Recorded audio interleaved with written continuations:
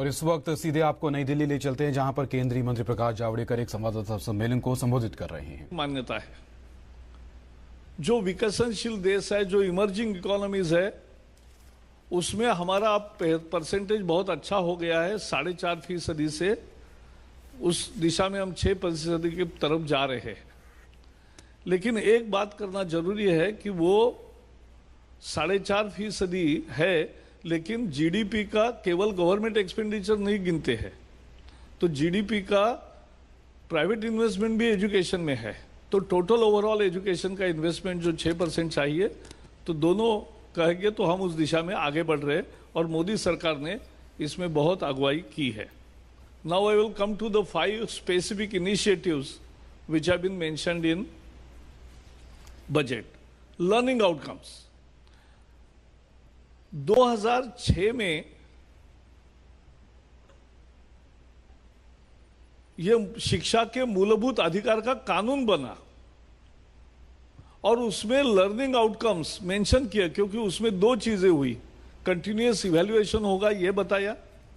परीक्षाएं लगभग खत्म हो गई, क्योंकि किसी को आप रोक नहीं सकते। पहली में जो आया वो 8वीं तक बिना डिटेंशन आगे जाएगा, ये उसका था। और इसके लिए कंटिन्यूअस इवैल्यूएशन की बात कही थी, स्कूल एग्जाम की बात कही थी और लर्निंग आउटकम्स की बात कही थी कि पहली के बाद क्या आना चाहिए बच्चे को।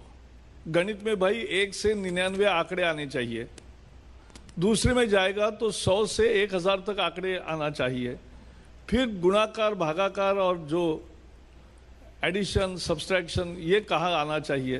तो हर विषय का पहली में, दूसरी में, तीसरी में, चौथी में, 5वीं में, 6ठी में, 7वीं में क्या आना चाहिए, ये एक बहुत महत्वपूर्ण मुद्दा था, उसका उल्लेख था। लेकिन वो दुर्भाग्य से पिछले 10 साल में 2006 में होने के बाद पहली सरकार 2014 तक रही, 8 साल में लर्निंग आउटकम्स तैयार नहीं हुए थे। हमारी सरकार आने के बाद पहली प्रायोरिटी थी कि लर्निंग आउटकम्स तैयार करे। इसके अनेक वर्किंग ग्रुप बैठे, हर विषय का ध्यान से अध्ययन करके क्या क्या आना चाहिए और एक लर्निंग आउटकम्स, ये एक डॉक्यूमेंट तैयार हुआ और ये आपको मैं कॉपी भी देने वाला हूं। और लर्निंग आउटकम्स में बेंचमार्क्स है कि पहली में हर स्टैंडर्ड में क्या क्या आना चाहिए छात्र को, और वो आने की जिम्मेवारी शिक्षा की जो व्यवस्था है, यानी टीचर है, मैनेजमेंट है, सबकी आती है। पेरेंट्स भी उसका हिस्सा है।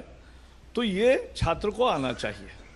और ये हमने अच्छा काम ये किया कि ये पूरा होने पर हमने ये वेबसाइट पर रखा और पिछले महीने में वेबसाइट पर इसको बहुत अच्छे सुझाव आए।